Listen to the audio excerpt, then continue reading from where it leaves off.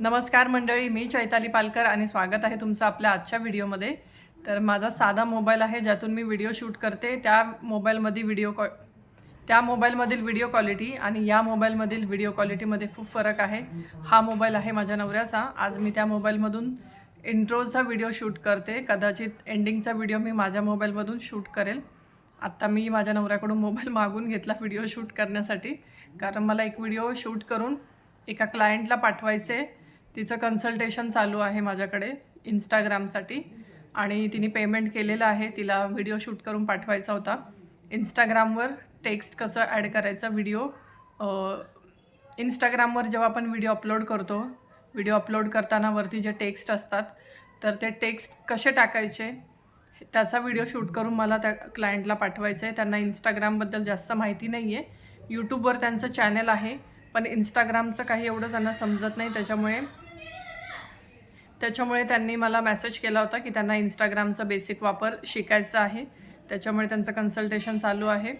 7 दिवसांचं कन्सल्टेशन घेतलं आहे त्यांनी आणि पेमेंट ऑलरेडी केलेलं आहे. माझा साधा मोबाईल आहे आणि साध्या मोबाईलमध्ये मला व्हिडिओ शूट करते. यूट्यूब चॅनल चालू केले साध्या मोबाईलमधून. इंस्टाग्रामवर व्हिडिओ टाकते, ऑर्डर्स घेते थालीपीठ भाजणीचे. एक मी वेबिनार घेतला होता, त्या वेबिनारमध्ये काही जण जॉईन झाले होते आणि वेबिनारसाठी मी रजिस्ट्रेशन फीस ठेवली होती. तर ती फीस भरून काही जण जॉईन झाले होते वेबिनारमध्ये. आणि त्यावेळेस वेबिनार जॉईन करायला या क्लायंटकडे पैसे नव्हते, म्हणून त्या जॉईन नव्हत्या झाल्या वेबिनारला. तर त्यांनी एक दिवशी मला मेसेज केला, म्हणजे त्यांना मी ते QR कोड पाठवलेला होता वेबिनारसाठी, त्यांनी मेसेज केला होता म्हणून.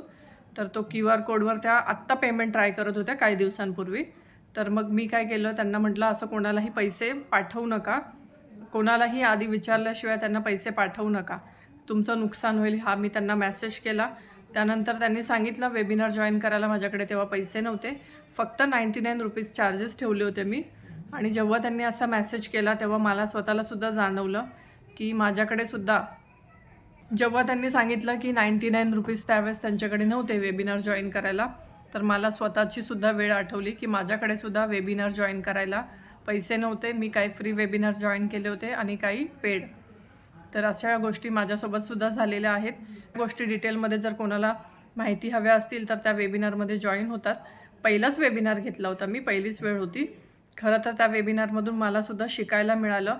एक ताई आहेत ज्या नाचणी सत्व बनवतात, त्यांचीसुद्धा स्टोरी खूप इंटरेस्टिंग आहे. त्या घरून नाचणीचं सत्व बनवतात.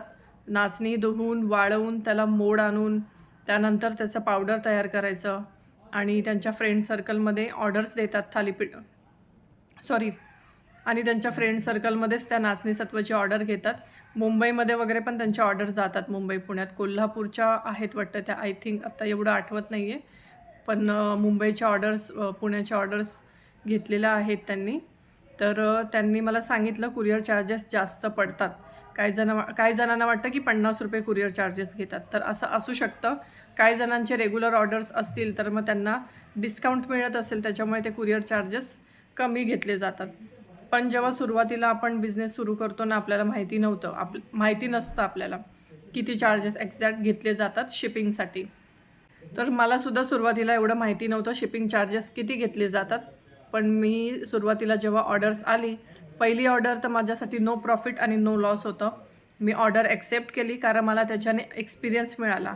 त्या ऑर्डरमुळे प्रॉफिट आणि लॉस दोन्ही झालं नव्हतं. जे माझी मुद्दल होती ती निघाली होती भाजणीची, पण पॅकेजिंगचा जो खर्च होता ते तर मी किराणा दुकानातून बॉक्स घेतला होता, त्याच्यामुळे एवढं काय वाटलं नाही. होलसेलमधून बॉक्स मी आता विचारून आली तर तिथे प्राईस जास्त वाटते. जर जास्त क्वांटिटीमध्ये बनवले तर कदाचित कमी प्राईजमध्ये सुद्धा मिळतील.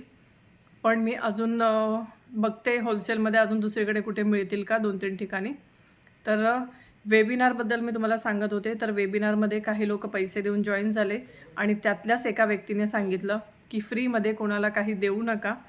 तर माझीसुद्धा त्याच्यामध्ये बरीच मेहनत आहे आणि बऱ्याच गोष्टी मी माझ्या अनुभवाने शिकली आहे. बऱ्याच गोष्टी मी दुकानामध्ये, किराणा दुकानात किंवा ऑलरेडी जे बिझनेस करतात त्यांना विचारते, त्यांच्याकडून माहिती घेते, त्यानंतर व्हिडिओमध्ये शेअर करते. कारण मी पण खूप मोठी असं एक्सपर्ट स्वतःला समजत नाही, कारण मी सुद्धा शिकते आहे.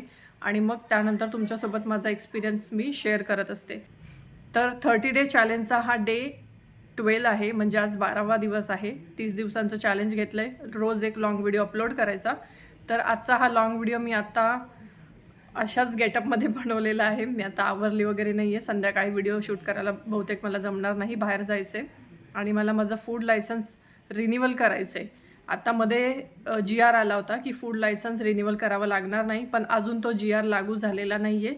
मी सायबर कॅफेमध्ये जिथून मी माझा फूड लायसन्स बनवला होता तिथे जाऊन विचारून आले, तर त्यांनी सांगितलं अजून तरी आमच्यापर्यंत असं कुठलाही GR आलेला नाही आहे. तर माझं फूड लायसन्सला आता वर्ष होत आलेलं आहे, तर मला ते रिन्यूअल करावं लागेल. जेव्हा मी रिन्यूअल करायला जाईल, अजून जी माहिती मला मिळेल तेव्हा मी तुमच्यासोबत शेअर करेन. तर तुम्हाला आजचा हा व्हिडिओ कसा वाटला मला कमेंटमध्ये नक्की सांगा. व्हिडिओ आवडला असेल तर लाईक करा, चॅनलला सबस्क्राईब करायला विसरू नका.